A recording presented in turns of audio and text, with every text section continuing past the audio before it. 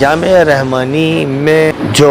کوشش شروع ہو رہی ہے خاص طور پر ابلاغ کے سلسلے میں اور میڈیا کے سلسلے میں، وہ بڑی مستحسن کوشش ہے۔ حضرت مولانا سید محمد علی مونگیری رحمۃ اللہ علیہ، انہوں نے ہندوستان کی سرزمین کو بلکہ یوں کہیے بر صغیر کو جو ندوۃ العلماء کے نام سے تحریک دی تھی،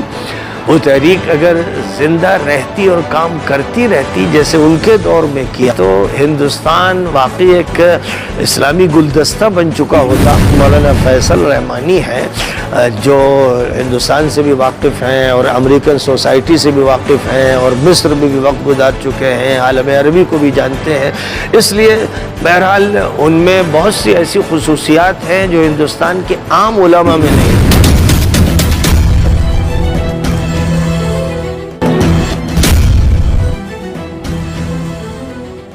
بسم اللہ الرحمن الرحیم۔ اللہ تعالیٰ کا ارشاد ہے ان علیک الا البلاغ،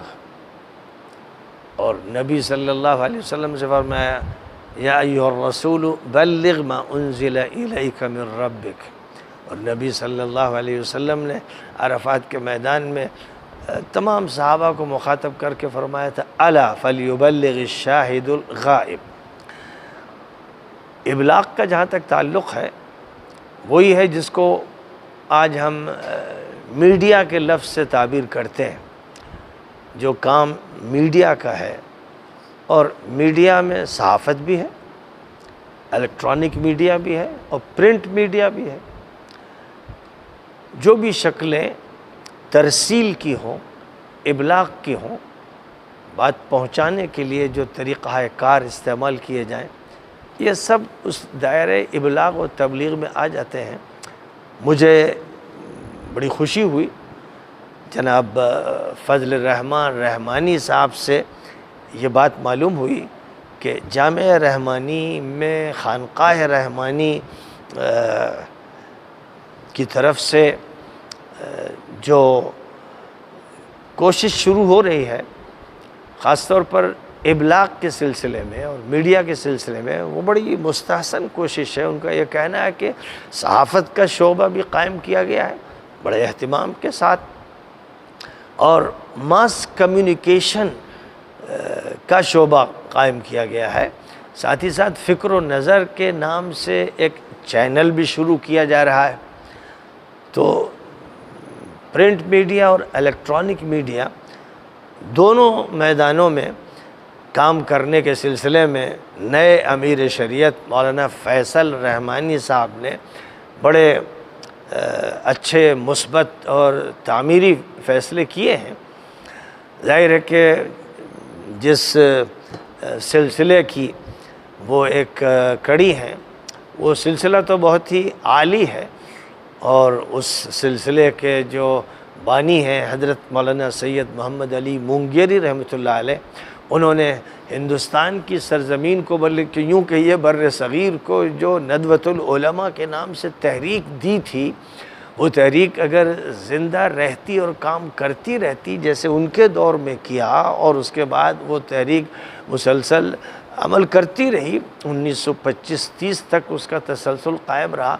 اگر وہ تحریک اپنی پوری قوت کے ساتھ کام کرتی تو ہندوستان واقعی ایک اسلامی گلدستہ بن چکا ہوتا، اور نہ یہاں لوگ فرقوں میں بانٹے جاتے اور نہ حلقوں میں تقسیم کیا جاتے۔ پوری امت کی شیرازہ بندی کا جو کام حضرت مولانا محمد علی مونگیری رحمۃ اللہ علیہ نے کیا تھا اور علماء کی انجمن کے نام سے کیا تھا، اگر وہ اپنا کام کر رہی ہوتی تو ظاہر ہے کہ جمعیت العلماء کے نام سے کسی تنظیم کی پھر بر صغیر کے لوگوں کو ضرورت نہ پڑتی، اور وہ تنظیم ایسی ہوتی جو ملت کے تمام حلقوں کو جوڑ کے رکھتی، جیسے اس نے یہ کام اپنے دور میں کیا تھا۔ بہرحال اس بڑی خوشی کی بات ہے کہ جو کام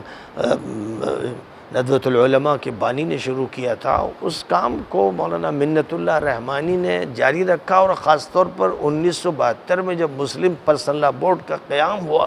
تو ہندوستان کا کوئی حلقہ، کوئی مسلک، کوئی طبقہ نہیں چھوڑا گیا۔ یہ ہے وہ فکر، یہ وہ فکر ہے جو بنیادی طور پر ندوۃ العلماء کا تھا، جس میں سنیوں کو، شیعوں کو، بہروں کو، مہدویوں کو، بریلویوں کو، سب کو اس بنیاد پر کہ یہ سب امت مسلمہ کے حصے ہیں، سب کو جوڑا گیا اور ایک ایسی انجمن بنائی گئی، ایک ایسا پلیٹ فارم بنایا گیا مسلم پرسنل لاء بورڈ کے نام سے، کہ جب بھی کوئی مداخلت ہوگی تو سب مل کے کام کریں گے اور سد سکندری بن جائیں گے۔ اور اس سلسلے میں جو کوششیں مولانا منت اللہ رحمانی رحمۃ اللہ علیہ کی رہی ہیں وہ بہت ہی عظیم الشان ہیں، اور چاہیے کہ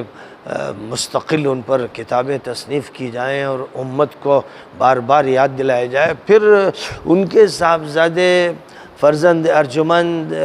مولانا ولی رحمانی صاحب نے جو کام کیے رحمۃ اللہ علیہ، وہ واقعہ یہ ہے کہ اپنے دادا کے منہج کو آگے بڑھانے کا بھی کام تھا، اور اپنے والد صاحب کے مشن کو بھی وہ آگے بڑھاتے رہے، اور پھر جامعہ رحمانی کو اور خانقاہ رحمانی کو انہوں نے بڑی وسعت دی اور عصری تقاضوں کو پورا کرنے کا اہتمام کیا۔ اور اب جو ان کے فرزند مولانا فیصل رحمانی ہیں، جو ہندوستان سے بھی واقف ہیں اور امریکن سوسائٹی سے بھی واقف ہیں اور مصر میں بھی وقت گزار چکے ہیں، عالم عربی کو بھی جانتے ہیں، اس لیے بہرحال ان میں بہت سی ایسی خصوصیات ہیں جو ہندوستان کے عام علماء میں نہیں۔ لوگ یہ تو کہتے ہیں کہ ان کے پاس ڈگری نہ دیوبند کی نہ ندوے کی، لیکن ان ڈگریوں کی کوئی اہمیت نہیں ہوتی۔ کسی شخصیت اور اس شخصیت کے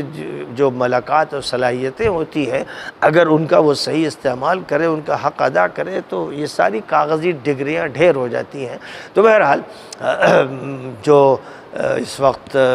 مشن مولانا فیصل صاحب کے سامنے ہے، اس بنیاد پر انہوں نے فضل رحمانی صاحب کو، جنہوں نے دلی میں ماس کمیونیکیشن کا کورس کیا، ان کو انہوں نے مامور کیا کہ وہ اپنی خدمات خانقاہ رحمانی میں پیش کریں، جامعہ رحمانی میں پیش کریں، اور ماشاءاللہ انہوں نے اس کو قبول کیا، اور اس طرح اب وہ صحافت کے میدان میں بھی اور الیکٹرانک میڈیا کے میدان میں بھی کام کر رہے ہیں۔ اور انہوں نے ایک چینل بنایا ہے، مجھ سے انہوں نے یہ چاہا کہ میں ایک بیان دوں، میں گفتگو کروں، میں اپنا ایک میسج دوں، تو مجھے بڑی خوشی ہوئی، کیونکہ ظاہر ہے کہ میں تو یہ میسج مسلسل دیتا ہی رہتا ہوں، امت کے نوجوانوں کو بھی دیتا ہوں، علماء کو بھی دیتا ہوں، اور خانقاہ رحمانی سے اور جامعہ رحمانی سے تو میرا قلبی تعلق ہے، وہ ایسا تعلق ہے کہ گویا میں یوں کہیے کہ جو مولانا سید محمد علی مونگیری رحمۃ اللہ علیہ کا ادارہ تھا، اس کی گود میں پلا بڑھا ہوں، تو اس اعتبار سے مجھے دوہری تہری خوشی ہے، اور میں چاہتا ہوں کہ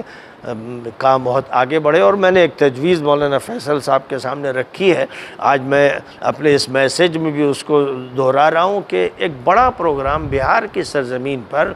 حضرت مولانا سید محمد علی مونگیری رحمۃ اللہ علیہ کی شخصیت پر، مشن پر اور خدمات پر کیا جائے، اور تحریک ندوۃ العلماء کو دوبارہ زندہ کیا جائے، کیونکہ ادارہ تو ہے، تحریک نہیں ہے، اور ظاہر ہے کہ اس تحریک کے تقاضے سے جامعہ رحمانی کو ایسی ترقی دی جائے کہ وہ مولانا محمد علی مونگیری کے خوابوں کی تعبیر بن جائے، اور یوں کہیے کہ دارالعلوم ندوۃ العلماء کے ایک مصنع بہار کی سرزمین پر